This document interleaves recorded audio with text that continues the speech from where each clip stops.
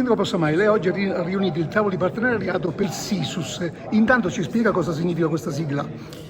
È la strategia integrata di sviluppo sostenibile, è una grande opportunità per il nostro territorio perché grazie a fondi europei che poi vengono tradotti, passano attraverso la regione Veneto, potremo investire 17 milioni di euro sul trasporto pubblico, sul co-housing, sulle infrastrutture verdi, insomma su interventi importanti che possono migliorare la nostra città e anche gli 8 comuni che insieme a noi partecipano a questa progettualità. Ecco, c'è da chiarire subito che sono fondi europei ma non sono legati al PNRR, quindi hanno scadenze diverse. Lo diciamo noi per lei, già l'ha detto in conferenza stampa. Quali sono i comuni coinvolti oltre a Vicenza che in qualche modo farà da capofila? Allora, non voglio fare gaffe e dimenticarmene qualcuno, quindi c'è Costabissara, c'è Longare, c'è Quinto Vicentino, c'è Creazzo, c'è Caldogno, c'è Altavilla Vicentina, Sovizzo e Torre di Quartesolo. Dovrei essermeli ricordati tutti, sono 8 e 8 sono più di quelli che erano nella progettatorietà precedente perché l'amministrazione Rucco, cioè chi prima di noi ha guidato Vicenza, ha scelto giustamente secondo noi di allargare ad altri comuni questo tipo di intervento. Sono progetti di intervento che comunque hanno a che fare con l'ambiente in vari settori. Ecco, ce ne può delineare i più importanti?